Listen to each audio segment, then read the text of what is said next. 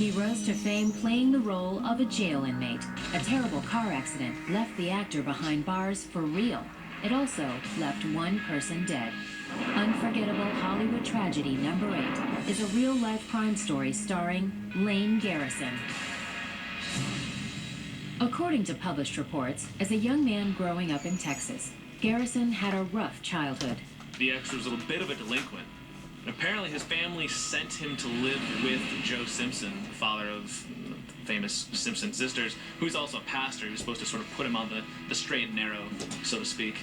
After a year with the Simpsons, Lane moved to Hollywood. Ironically, Lane's first big acting role had him playing a convict. In 2005, Garrison appeared as Tweener on the hit TV drama Prison Break. It was the chance of a lifetime for the aspiring actor. It's been weird for me because this is my first really big exposure. So I'll be walking in the airport flying back from LA and people will be like, Tweener, Tweener.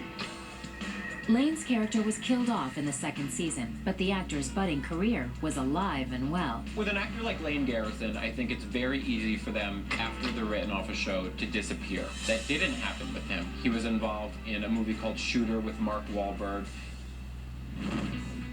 According to police, on December 2nd, 2006, Lane encountered some young fans at a Beverly Hills supermarket. The trouble reportedly began when Garrison accompanied the teenagers to a party. Things apparently were winding down a little. They were running out of alcohol, and Lane decided to go buy some more to bring the party sort of back to life. Lane got into his car with his 3 new friends. Lane Garrison was driving well above the posted 25-mile-an-hour speed limit. As the vehicle crossed Olympic Boulevard, it apparently struck the center median and the driver lost control of the vehicle. And the curb flipped the car over and it slid across the way and hit a tree. Firefighters pulled 2 teens from the back seat of the twisted wreckage. They were injured, but alive. Garrison's 3rd passenger was not so lucky. 17-year-old Vahag Setian died that night at Cedars-Sinai Hospital. The popular student was mourned by his friends and classmates. It was like a sledgehammer in the face for a lot of them, because if this is the first time you lose someone, and it's someone who is that important to the community, it really, really sends shockwaves through it. One of my friends called me and was crying hysterically, and that's when I knew it wasn't a rumor, it wasn't a joke, it actually happened, and I lost it, and I started crying hysterically. It was probably the worst day of my life. It was hard to imagine, because I'd just seen him that Friday, school, handshake in the hall, what's up, and then he was gone. I just cried. As a teacher, whenever you hear about a student dying, it's a shock to the system, because these are kids you see every single day running through the halls. He was a kid who everyone knew. There was no one at that school who did not have a good thing to say about him. Garrison was treated for minor injuries. The Beverly Hills Police Department opened an investigation into the accident. The investigation revealed that Mr. Garrison's blood level alcohol was more than twice the legal limit. In addition to driving under the influence of alcohol, he was also under the influence of cocaine at the time of this deadly collision. The actor was charged with vehicular manslaughter, driving under the influence, and contributing to the delinquency of a minor. 1 person was killed, 2 people were injured. That's why you have the charges the way they are. The contributing was simply that he was providing alcohol to minors at the party, and that's a crime here in California. In May 2007, Lane pleaded guilty to all 3 charges and admitted to having a blood alcohol level greater than 0.15%. Before Lane was sentenced, the actor recorded a tearful public service announcement against drunk driving.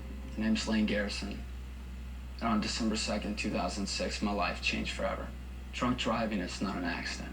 For most of the students, the public service announcement felt like a slap in the face. It wasn't that he was truly apologetic, it was that he was trying to make himself not feel as guilty. Dozens of supporters and family members of the crash victim were present at Garrison's sentencing, seeking justice for Setian's death. He was the funniest person I knew. He could put a smile on your face anytime if you ever want to feel better, and that's what everyone loved about him. I learned a life lesson in both ways. Obviously, don't drink and drive. Don't get in the car with someone that's drinking and driving. And I also learned to appreciate all the people in your life. I never thought in a million years that Vahog was going to be someone I wasn't going to see anymore. Those in the courtroom that day heard an emotional apology from Garrison. Oh, I relive that night every day, and I think about the bad decisions I made that evening. And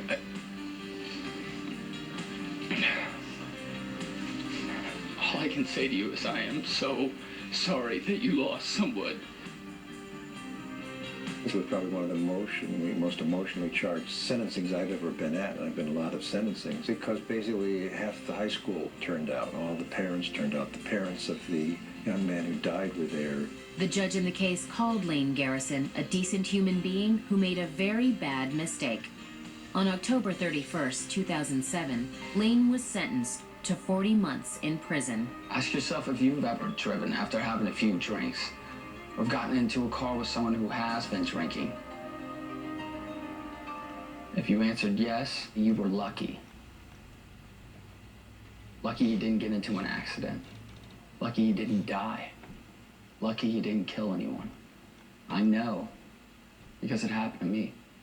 On April 29, 2009, Lane Garrison was paroled after serving 17 months behind bars. He was released early for good behavior.